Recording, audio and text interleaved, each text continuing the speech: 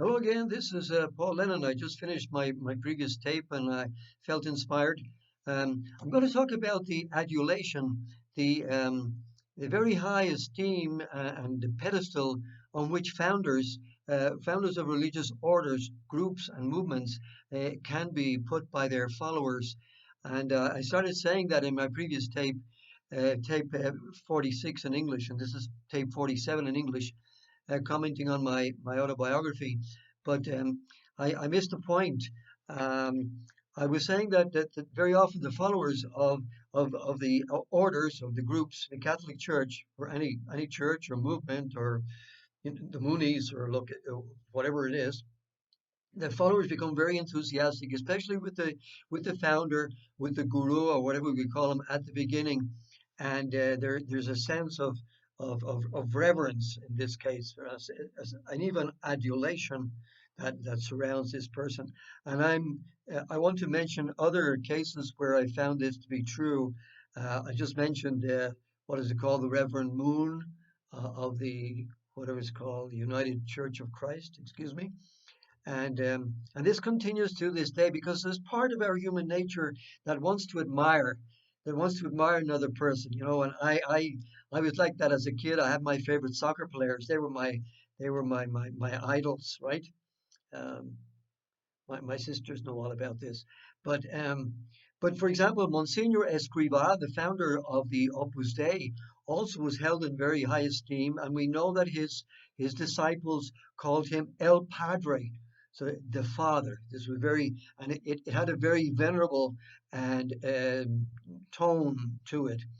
And now this man was proclaimed a saint not so long ago by the Pope. I'm not sure which Pope it was, or Pope um, John Paul II, maybe. And the Opus Dei people were very popular with John Paul II, besides the Legionaries and other groups, which he kind of got very excited about, and may have approved them too quickly.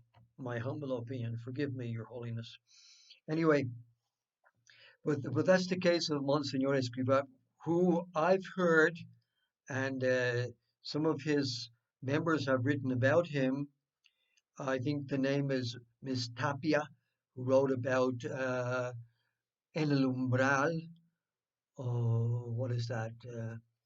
On the doorstep of the Opus Dei, and she wrote a very strong counter testimony against the founder of the Opus Dei, and many people objected to his being um, him being canonized.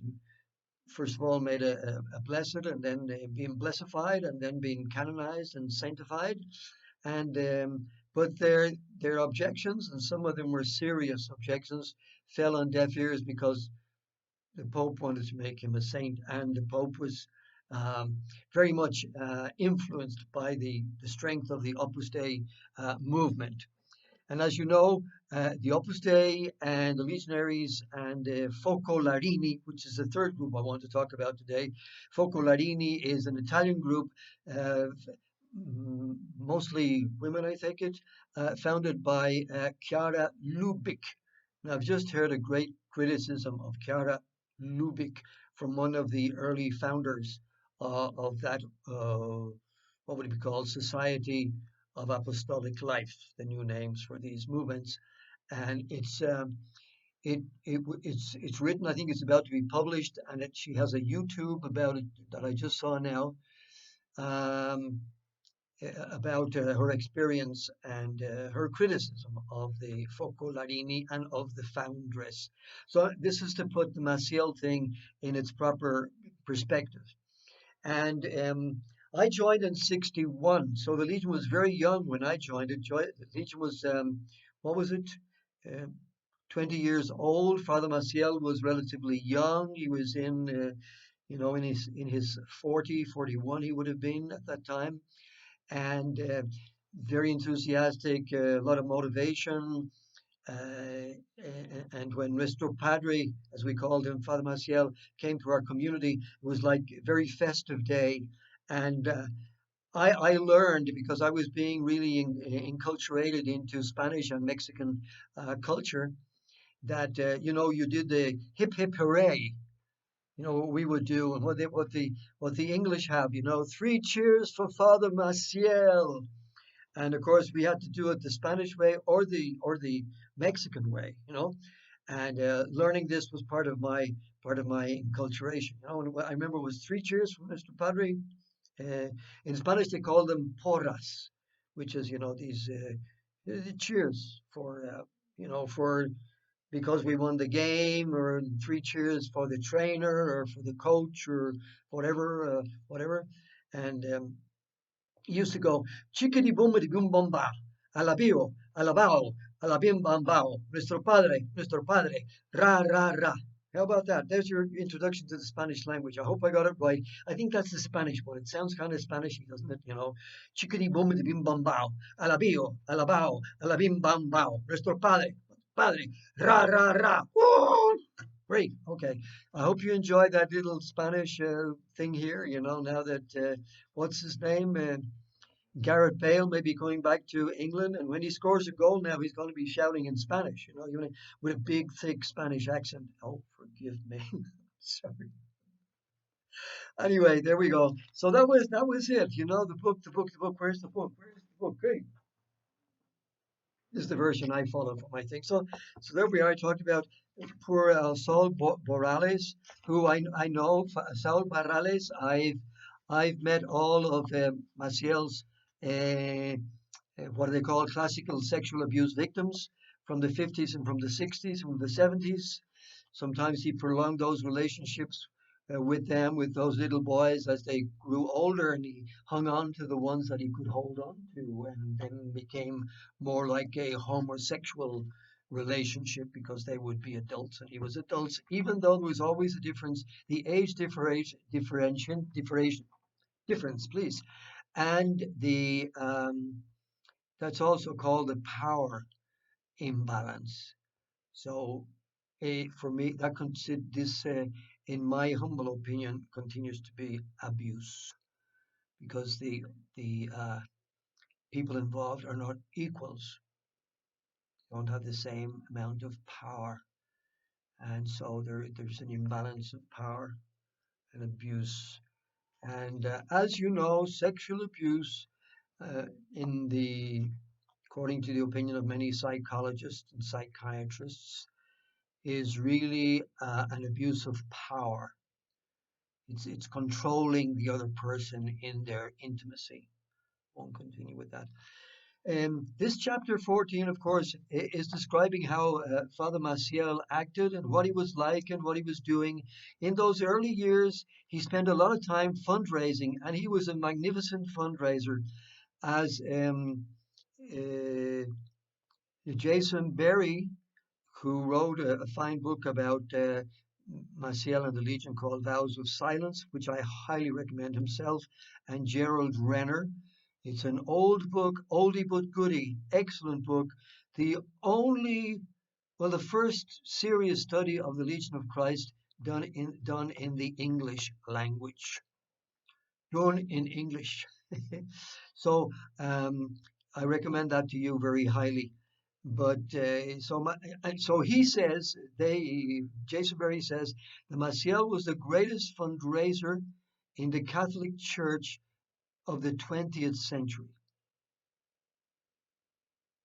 and he raised millions of dollars, and the Legion became a $1 billion operation.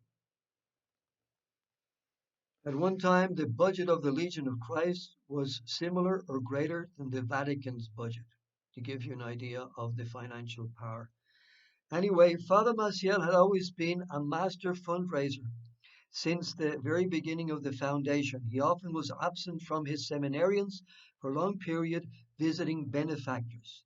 He possessed the knack of motivating generous Catholics. So here's an aspect of Maciel, really a great fundraiser. So this is not a defect, it's not a criticism, it is acknowledging a gift he had. It's one of his greatest gifts for motivating people, for getting people to give him money.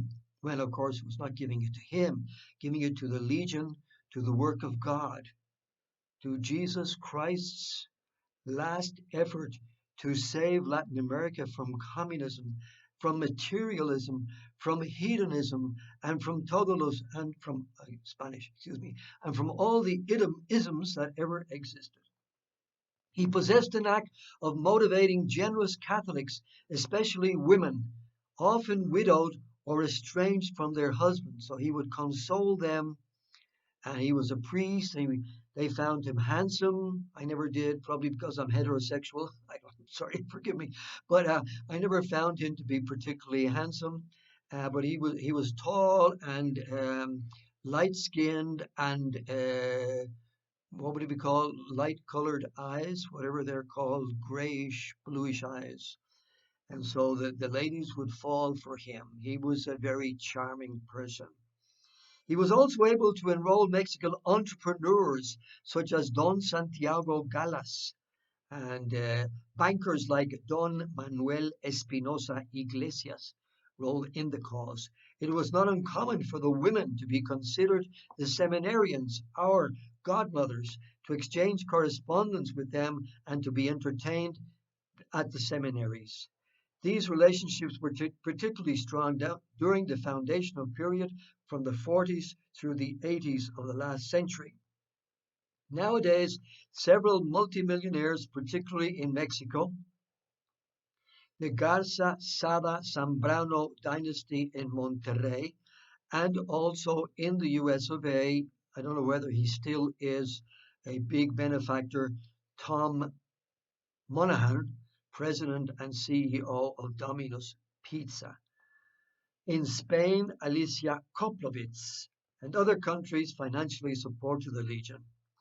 The Legion also operated or operates a sophisticated and aggressive mass mailing business, American style, from their office in Connecticut, and then, which was then, when I wrote this, under the auspices of Irish Father Anthony Bannon. But in the beginning, Father Maciel personally cultivated benefactors, and they often visited their formation houses, giving us a break from the monotony of our austere common life.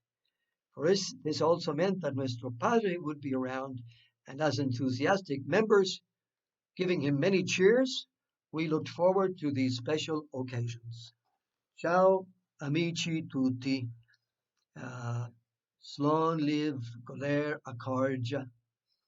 Goodbye, my good friends, until the next time. In my prayers, in your prayers, and be safe from COVID 19. Thank you.